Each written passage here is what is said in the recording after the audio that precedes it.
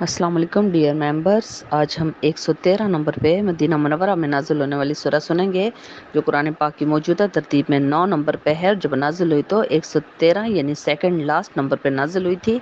और ये सूरह तौबा है। जैसे कि आप सब जानते हैं कि सूरह तौबा बिस्मिल्लाह के बगैर शुरू हुई है और बाकी तमाम सूरतों का आगाज़ अल्लाह ताला की सिफ़त रहीमी और करीमी के नाम से यानी बिस्मिल्लाह से आगाज़ करते हैं। जबकि सूरह तौबा में टोटल 129 आयात में से पहली जो 15 आयात हैं वो मुशरिकीन मक्का कि जिन्होंने उनके बारे में नाज़िल हुई हैं कि जिन्होंने हुदैबिया के मकाम पे जो माहिदा किया था वो भी बाद में ख़त्म कर दिया और उसके बाद फ़तह मक्का के मौके पे जो माहिदा हुआ था वो भी उन्होंने ख़त्म कर दिया। और इसकी बहुत सी आयात जो है वो ग़ज़वा तबूक के मौके पे यानी ग़ज़वा तबूक जाने से पहले, ग़ज़वा तबूक के मौके पर, ग़ज़वा तबूक से वापसी पर नाज़िल हुई थी। और ग़ज़वा तबूक जो है वो आखिरी मार्का जो हुज़ूर सल्लल्लाहु अलैहि वसल्लम ने बहुत बड़ी जो ग़ज़वा थी उसके बारे में सारी डिटेल हम पढ़ेंगे। सूरह तौबा में अल्लाह ताला फरमा रहे हैं बराअतुम मिनल्लाहि व रसूलिही इल्लल्लज़ीना आहदतुम मिनल मुशरिकीन। अब अल्लाह ताला सूरह तौबा की पहली ही आयत में फरमा रहे हैं कि ऐलान ला ताल्लुकी है, ऐलान बरात है, साफ जवाब है अल्लाह और अल्लाह के रसूल की तरफ से उन लोगों के लिए जिन्होंने माहिदा किया था मुशरिकीन मक्का यानी कि अब मुशरिकीन मक्का को मज़ीद कोई ढील नहीं दी जाएगी, कोई डील नहीं होगी इनसे, कोई माहिदा नहीं होगा। सिर्फ 4 महीने की इनको मोहलत दी गई है कि मक्का मुकरमा में सिर्फ 4 महीने तुम लोग ये हुर्मत के जो 4 महीने थे यानी ज़िलहज के दिनों में ये सूरत नाजिल हुई है। हुज़ूर सल्लल्लाहु अलैहि वसल्लम हज कर रहे थे और हज फरमा रहे थे अपने सहाबा इकराम के साथ। उससे पहले 8 हिजरी में मक्का भी फतह करके जा चुके थे प्यारे नबी। तो अब अल्लाह ताला फरमा रहे हैं कि 4 महीने जो हुर्मत के हैं ना इनमें तुम लोग खूब ऐश कर लो। उसके बाद जो है वो सहाबा इकराम की तलवारें होंगी और तुम्हारे सर होंगे और तुम लोगों को कोई मतलब तुम लोग झूठे लोग हो जो कि मुनाफिक लोग हो जो कि जो माहिदा करते हो वो तोड़ देते हो। अब अल्लाह ताला मुसलमानों के लिए भी आयत नाजिल फरमा रहे हैं कि तुम लोग तो इनके खैर खा हो, तुम लोग तो चाहते हो कि तुम लोगों के जो रिश्तेदार है मक्का मुकरमा में वो मुसलमान हो जाएं किसी तरह ताकि अल्लाह के अजाब से बच सकें। लेकिन वो लोग उन लोगों को अगर ज़रा भी मौका मिला तो तुम लोगों को जान से मारने से भी दरेग नहीं करेंगे। वो ऐसे कफ़ार हैं, ऐसे सख्त दिल लोग हैं। अब चूंकि अल्लाह ताला जानते थे कि जो थोड़ी तादाद में जो लोग रह गए हैं मुशरिकीन मक्का इन्होंने इस्लाम में दाखिल नहीं होना, जो मर्जी भी कर लें ये लोग दाखिल नहीं होंगे। तो इसलिए अल्लाह ताला ने फरमा दिया कि अब मक्का मुकरमा खाना काबा के अंदर कोई भी गैर मुस्लिम दाखिल नहीं हो सकता। और आप देखें कि अभी भी सऊदी अरब में अब जाएं तो मक्का मुकरमा यानी अल्लाह के घर में और मदीना मुनव्वरा यानी रसूल अल्लाह के रोज़ा मुबारक में कोई भी गैर मुस्लिम दाखिला एंट्री उसकी बंद है। बेशक मस्जिद नबवी, मस्जिद एहराम की जो बहुत सी चीज़ें हैं वो बाहर के ममालिक से आई हैं और उन इंजीनियर्स ने काम किया है, लेकिन वो सिर्फ और सिर्फ मुसलमान लोगों को वहाँ एंट्री है। गैर मुस्लिम का दाखिला ममनू था और उसके बाद अभी भी वो ममनू है। और अल्लाह ताला उनके लिए फरमा रहे हैं कि ये जो 4 महीने के बाद इनसे जो है ना जहाँ इनको मिले इनको बिल्कुल निस्तो नाबूद कर दो, इनको मार दिया जाएगा। इनको जहाँ भी मिले भागें तो पकड़ के इनको मार के तो इनको यहाँ से खदेड़ना है मक्का मुकरमा से। और अगर ये तौबा कर लें अल्लाह ताला के रहीमी की सफ़त फ़ौरन जो सिफ़त रहीमी है अल्लाह ताला की वो फ़ौरन जो अल्लाह के गज़ब पे कैसे आ जाती है गालिब। अल्लाह ताला फरमा रहे हैं कि अगर वो तौबा कर लें यानी ये मुशरिकीन भी जो सारी ज़िंदगी शिरक करते रहे तो फ़ौरन अल्लाह ने फरमा दिया कि उनको तौबा करें तो और नमाज भी पढ़ें साथ। तौबा कर लें तो ये मतलब नहीं कि हम बगैर नमाज के भी मुसलमान हो फिरेंगे। बगैर नमाज के तो मुसलमान का तसव्वुर ही नहीं था ना। अल्लाह अल्लाह के रसूल अल्लाह के नज़दीक अल्लाह के रसूल के या साहबा इकराम या ताबईन के नज़दीक बगैर नमाज वाला तो मुसलमान ही तसव्वुर नहीं होता था। इसलिए अल्लाह फरमा रहे हैं कि अगर वो तौबा कर लें और नमाज भी कायम करें और ज़कात भी दें तो उनको छोड़ दो उनकी राह में, बेशक अल्लाह बड़ा गफूर और रहीम है। और साथ ही अल्लाह ताला ये भी फरमा रहे हैं कि अगर वो तुमसे पनाह मांगे तो ए नबी उनको पनाह भी दो। देखें यानी जान की अमान पाने के लिए पनाह मांगे तो पनाह भी दो, यानी कि मुशरक है बेशक, लेकिन अगर जान बचाने के लिए आपके पास पनाह मांगने आए तो आप पनाह भी दे दें। और जब वो आपके पास पनाह लेके आए तो उसको अल्लाह का कलाम ज़रूर एक दफ़ा और सुना दें, शायद कि वो ईमान ले आए। अल्लाह ताला कैसे बख्शना चाहते हैं इंसान को। अब अल्लाह ताला मोमिनों से फरमा रहे हैं कि तुम लोग तो इनके लिए अच्छा सोचते हो, इनके खैर खा हो, लेकिन ये जो मुशरिकीन मक्का हैं ये नहीं बदल सकते इनके दिल। और इन लोगों को ज़रा भी अगर मौका मिले तो तुम लोगों को ये किसी हद से तजावज़ कर जाएंगे और ये जान के दर पे हैं तुम लोगों के। ये वही लोग हैं जिन्होंने आप सबको मक्का से بے دخل کیا، اور پیارے نبی پیارے رسول کو بھی مکہ سے انہوں نے کس طرح ہجرت کرنے پہ مجبور کیا، اور جب پیارے رسول وہاں پہ غار ثور میں تھے تو اللہ تعالیٰ نے آیات نازل فرمائی ہیں کہ غار ثور میں ابو بکر صدیق اور محمد صلی اللہ علیہ وسلم دو بندے تھے، اور تیسرا ان کے ساتھ اللہ تھا۔ اور جب ابو بکر صدیق گھبرا گئے تھے، جب کفار مکہ پیچھا کرتے ہوئے غار ثور تک پہنچ گئے تھے، ابو بکر صدیق نے کہا کہ اب کیا ہوگا اللہ کے رسول، یہ تو ہمیں دیکھ لیں گے اور یا ہمیں پکڑ لیں گے۔ تو اللہ کے رسول نے فرمایا گھبراؤ نہیں، اللہ ہمارے ساتھ ہے۔ اور اللہ تعالیٰ نے کس طرح بچایا، آپ غار ثور کو جا کے دیکھتے ہیں ہم سارے، تو وہ اتنا چھوٹا سا غار ہے کہ وہ کوئی بچہ بھی اگر منہ نیچے کرے تو وہ نظر آ جائے، لیکن اللہ تعالیٰ نے بچانا تھا ان کو دونوں کو، تو اللہ نے بچایا۔ اس کے بعد یہاں پہ غزوہ حنین کے دن کے لیے اللہ تعالیٰ نے آیات نازل فرمائی ہیں کہ تم مسلمانوں کو بڑا غرہ تھا، یعنی بڑا غرور تھا، بڑا تکبر آ گیا تھا کہ ہم تو آج بہت زیادہ تعداد میں ہیں، اور غزوہ بدر میں تو ہم صرف 313 تھے، اور آج تو ہم بہت بڑی تعداد میں ہیں، تو یہ کفار کے مقابلے میں ہم آئے ہیں تو ہم تو ان کو فٹافٹ شکست دے دیں گے۔ تو اللہ تعالیٰ نے شروع میں تو ان کو بہت زیادہ جو ہے نا، شروع میں کافی زیادہ مار پڑی مسلمانوں کو، اس غرور اور تکبر کی سزا ملی، لیکن بعد میں اللہ تعالیٰ نے فرشتوں کے ذریعے غزوہ حنین میں بھی اللہ تعالیٰ نے مدد فرمائی تھی اور مسلمانوں کو فتح نصیب فرمائی تھی۔ لیکن اللہ نے ذکر یہاں پہ ضرور فرمایا آیات میں، تاکہ مسلمان اگلی جو غزوات اور جنگیں ہیں ان میں بالکل غرور اور تکبر نہ کریں۔ غرور اور تکبر اللہ تعالیٰ کو بالکل پسند نہیں ہے۔ اگلی آیات میں اللہ تعالیٰ فرما رہے ہیں کہ حضرت عزیر کو یہودی اللہ کا بیٹا کہتے ہیں، اور مسیح یعنی حضرت عیسیٰ کو جو عیسائی ہیں وہ اللہ کا بیٹا کہتے ہیں۔ تو یہ محض جو ہے نا ایک دوسرے سے ریس کر کے تو ایسی باتیں کرتے ہیں، کفر کی باتیں کرتے ہیں، اور اللہ انہیں غارت کرے جو اللہ تعالیٰ کے لیے ایسی باتیں کرتے ہیں۔ جن جنگوں میں آپ صلی اللہ علیہ وسلم نے خود شرکت کی ان کو غزوات کہتے ہیں، اور جن میں آپ صلی اللہ علیہ وسلم نے خود شرکت نہیں کی بلکہ دستے روانہ کی ان کو جنگ کہتے ہیں۔ اور آپ نے زید بن حارث کی سربراہی میں غزوہ جنگ موتا کے لیے دستہ روانہ کیا تھا، اور وہ تعداد میں بھی کم تھے، اور اس کے بعد آپ صلی اللہ علیہ وسلم کو یہ بھی پتہ چل گیا تھا کہ زید بن حارث جو ہیں وہ شہید ہو جائیں گے۔ ان کے بعد آپ نے 3 جو سپہ سالار بھیجے کہ ان کے بعد یہ اس کی سربراہی کریں گے، وہ شہید ہو جائیں گے تو تیسرے کریں گے، وہ شہید ہو جائیں گے تو چوتھے خالد بن ولید نے پھر ان کو سربراہی کی تھی۔ اور جنگ موتا اس لیے پیش آئی تھی کہ سفیر کو آپ صلی اللہ علیہ وسلم نے جن کے ہاتھ خط بھیجا تھا نا وہاں روم کے بادشاہ کے نام، تو اس نے خط کے ٹکڑے ٹکڑے کر دیا تھا اور سفیر کو شہید بھی کر دیا تھا۔ تو اب جو ہے وہ سفیر کی جو موت ہوتی تھی وہ اعلان جنگ ہوتا تھا، تو اس لیے اس جنگ موتا ہوئی تھی۔ اور جنگ موتا کے بعد اب جو ہے مسلمانوں کی تھوڑی پسپائی ہوئی تھی، یعنی شکست نہیں ہوئی تھی، لیکن مسلمان چونکہ کم تعداد میں وہاں پہ گئے تھے، تو اب جو ہے غزوہ تبوک ہر صورت میں ہونی تھی، جو کہ سب سے بڑا معرکہ تھا اسلام کا حضور صلی اللہ علیہ وسلم کی زندگی میں۔ تو آپ صلی اللہ علیہ وسلم نے اس کی تیاری کے لیے تمام مدینہ منورہ میں تمام لوگوں کو بولا کہ سب نے جانا ہے، اس میں سب لوگ شرکت کریں گے، تمام مسلمان۔ اب یہاں پہ اللہ تعالیٰ نے حق کو باطل کے ساتھ یہاں بھی الگ کرنا تھا کہ کون منافق ہے، کون باہر سے مسلمان ہے، کون جو ہے نا وہ اسلام کے مطلب وہ بلند ترین جو مرتبہ ہے مومن کا وہ حاصل کر چکے ہیں، تو یہاں پہ ان کی آزمائش اللہ تعالیٰ نے کرنی تھی۔ اور شدید گرمی کا موسم تھا، جون جولائی کا موسم تھا، اور فصلیں ساری تیار کھڑی تھیں، اور کھجور کی فصل خاص طور پہ چونکہ مدینہ منورہ مکہ مکرمہ میں تو کھجوریں ہی ہیں، مدینہ منورہ میں خاص طور پہ ہیں ہی کھجوریں، ان کی تجارت کا ذریعہ کھجوریں تھی۔ تو اب ان کو کھجوریں اتارنے کے لیے عورتیں اور بچے تو نہیں اتار سکتے تھے، پیچھے عورتیں اور بچے ہی ہوتے تھے۔ اکثر عورتیں بھی غزوات میں حصہ لیتی تھی، جاتی تھی جو بہادر خواتین تھی، تو جو باقی عورتیں تو نہیں پیچھے فصل اتار سکتی تھی، وہ مردوں نے اتارنی تھی۔ وہ تیار فصلیں کھڑی تھیں، اور اوپر سے یہ حکم آ گیا جہاد کا، اور اوپر سے پیسے بھی مسلمانوں کے پاس اتنے نہیں تھے، تمام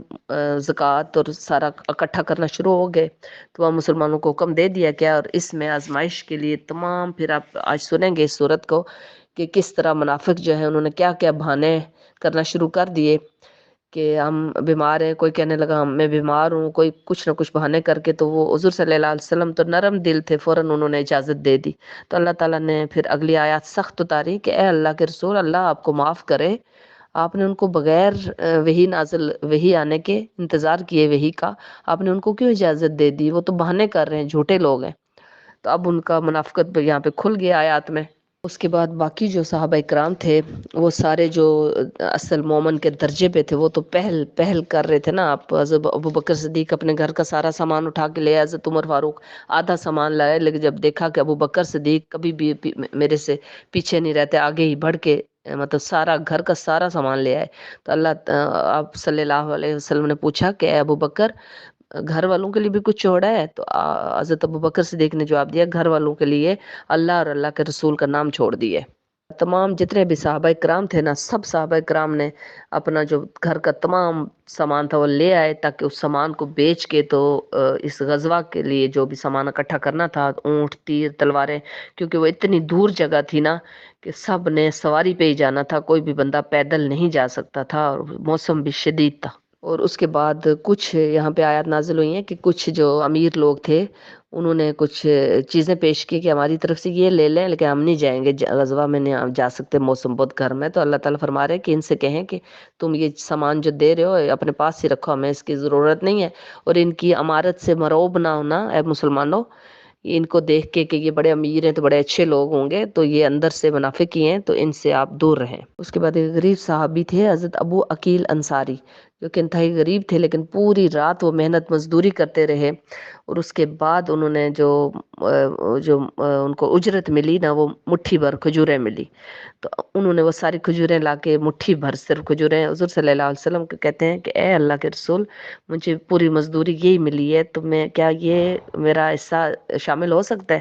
تو اللہ تعالیٰ نے ان کے لیے بھی آیات نازل فرمائی ہے کہ ان کا یہ جو حصہ ہے نا, ان کے لیے باقی جو کفار ہے, حضور صلی اللہ علیہ وسلم نے وہ ساری کھجوروں کے اوپر وہ کھجوریں ڈالی کہ ان آپ کی کھجوروں کی وجہ سے باقی کھجوروں میں بھی برکت آئے گی. تو اب باقی جو امیر و منافق جو لوگ تھے نا, وہ تو مذاق اڑانا شروع ہو گئے کہ یہ دیکھو ان کھجوروں سے برکت آئے گی یہ وہ.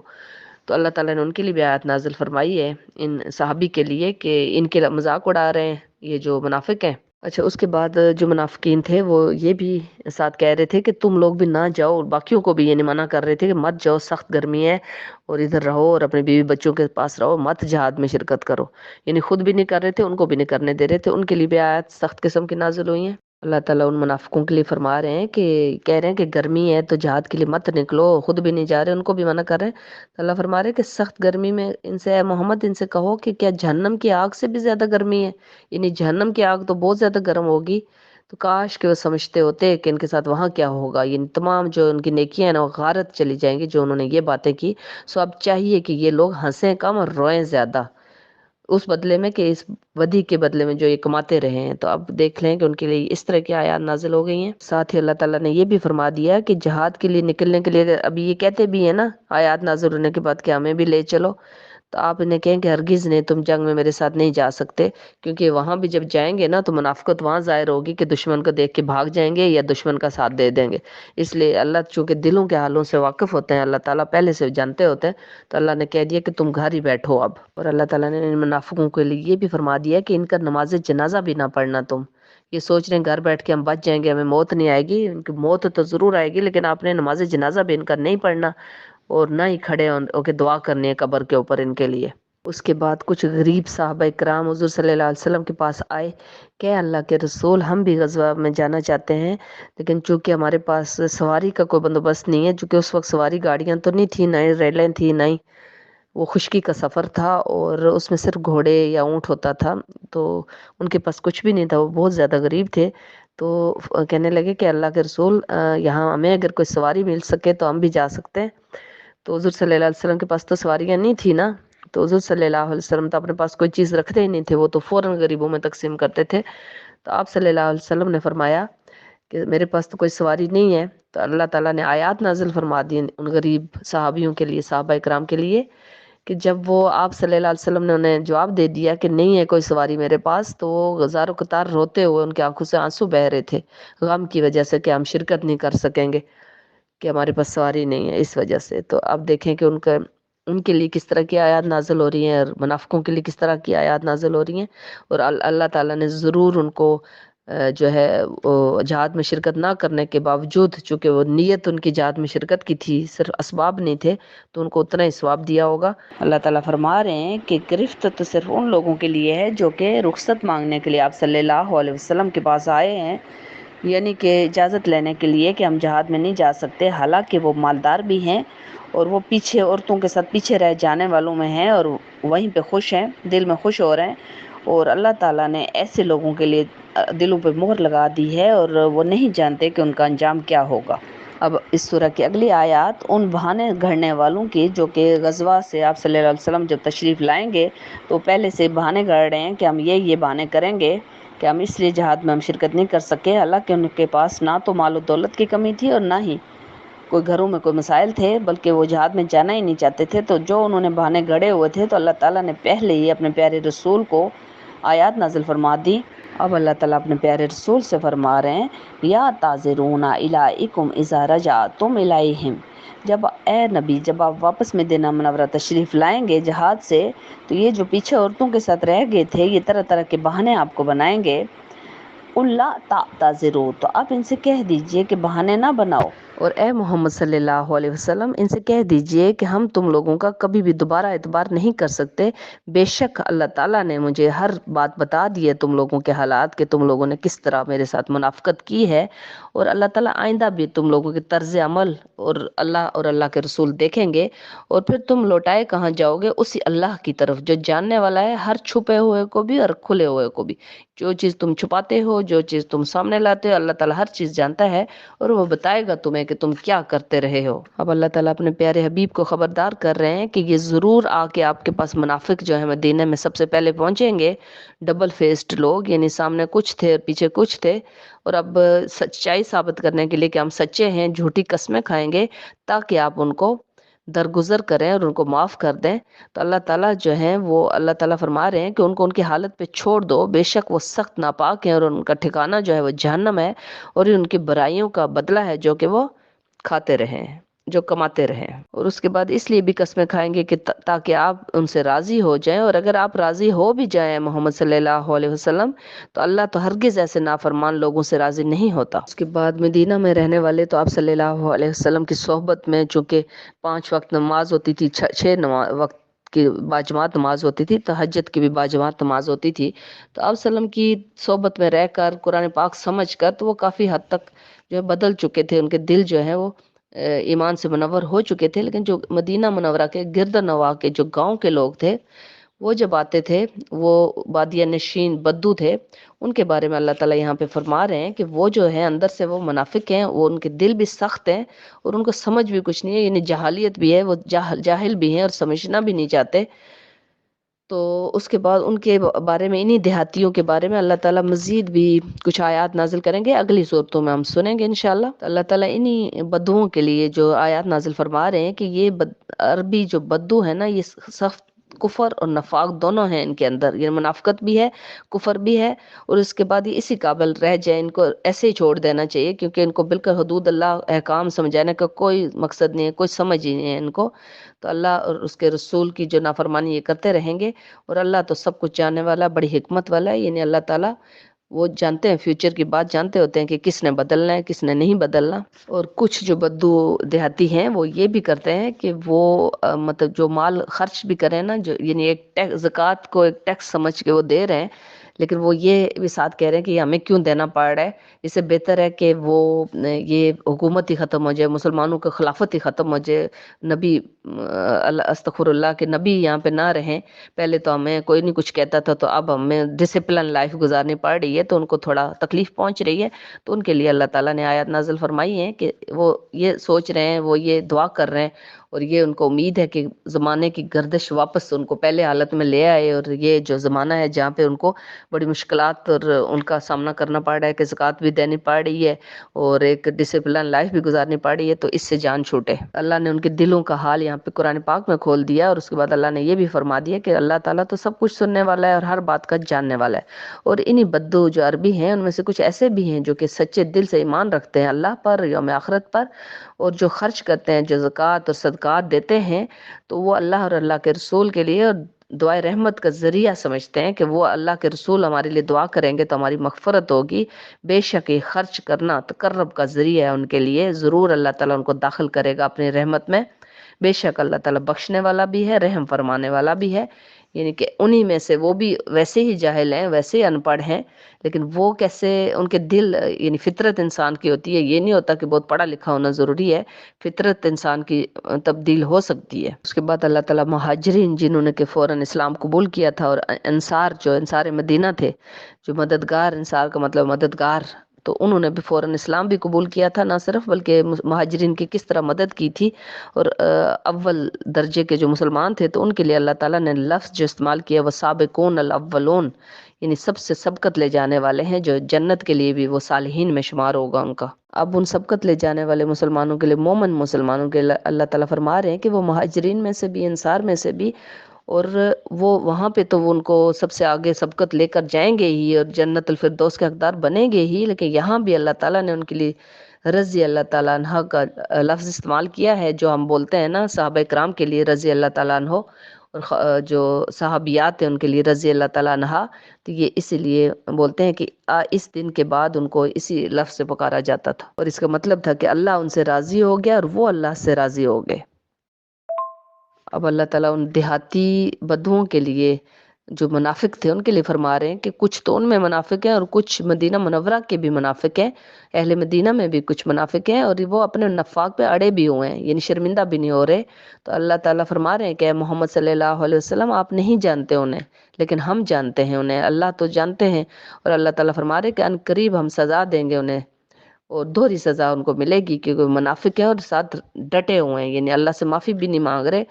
اور شرمندہ بھی نہیں ہو رہے، تو ان کو عذاب عظیم کی طرف لے کر جائیں گے۔ اب چند صحابہ کرام تھے جن میں حضرت ابو لبانہ رضی اللہ تعالیٰ عنہ بھی تھے، اور کچھ اور صحابہ کرام بھی تھے، تو ان کے لیے اللہ تعالیٰ آیات نازل فرما رہے ہیں کہ انہوں نے اعتراف بھی کر لی ہے، نہ صرف اپنے گناہوں کا، یعنی غزوہ تبوک میں وہ نہیں گئے تھے، باقی تمام ان کے نیک کام تھے، اور انہوں نے اللہ تعالیٰ سے معافیاں مانگ رہے ہیں، اور انہوں نے جب تک حضور صلی اللہ علیہ وسلم پہ وہ آیات نازل ہوئی منافقین کی جو غزوہ تبوک میں شرکت نہیں کر سکے تھے، تو انہوں نے اپنے آپ کو مسجد نبوی کے پلر کے ساتھ باندھ دیا تھا کہ ہم تو نہیں یہاں سے کھلیں گے، ہم نہ گھر جائیں گے اور نہ ہم روزے سے ہیں، اور ہمیں جب تک حضور صلی اللہ علیہ وسلم ہمیں آ کے کھول نہیں دیتے اور اللہ کا رسول ہم سے راضی نہیں ہو جاتے، ہم یہیں پہ جان دے دیں گے، یعنی وہ بہت زیادہ شرمندہ ہو رہے تھے۔ تو اس لیے اللہ تعالیٰ فرما رہے ہیں کہ امید ہے کہ اللہ ان کی توبہ قبول فرما لے گا،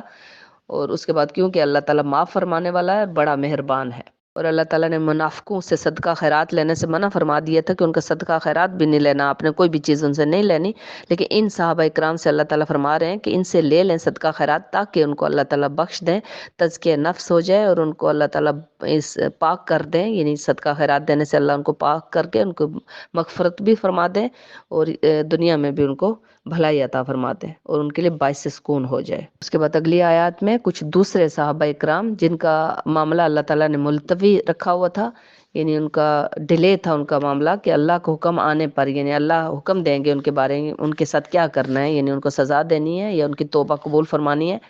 اور ان میں ایک صحابی تھے کعب بن ابن مالک، اور ان کے ساتھ دو اور ساتھی بھی تھے، یعنی ٹوٹل یہ 3 لوگ تھے، اور ان کو سزا یہ دی گئی تھی اللہ کے حکم سے کہ ان کو 50 دن تک ان کے ساتھ سوشل بائیکاٹ کیا جائے، ان سے بول چات، گھر والے بھی نہیں بولیں گے، بیوی بچے بھی نہیں بولیں گے، نہ ہی کوئی صحابی بولیں گے، نہ ہی محمد صلی اللہ علیہ وسلم بولیں گے، اور ان کو یہ سزا ان کے لیے بہت بڑی سزا تھی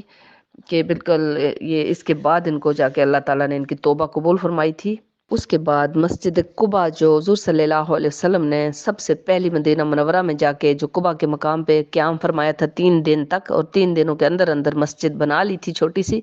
اور ابھی تو وہ ماشاءاللہ کافی بہت بڑی مسجد ہو گئی ہے، لیکن اس وقت بہت چھوٹی سی بنائی تھی میرے پیارے نبی نے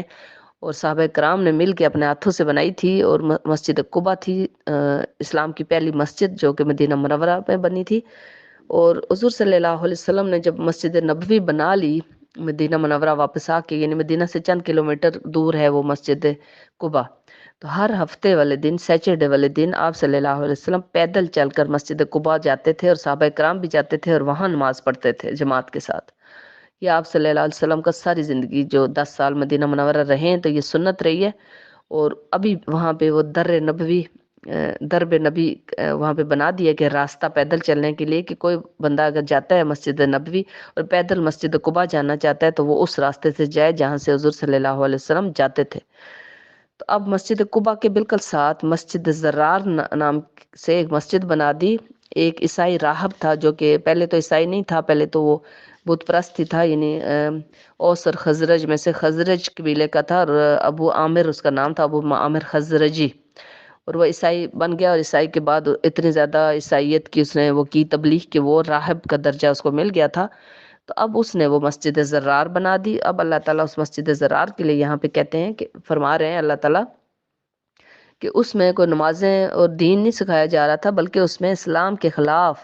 مسلمانوں کے خلاف وہاں پہ بیٹھ کے سازشیں ہو رہی تھیں۔ تو اللہ تعالیٰ فرما رہے ہیں کہ اے محمد صلی اللہ علیہ وسلم،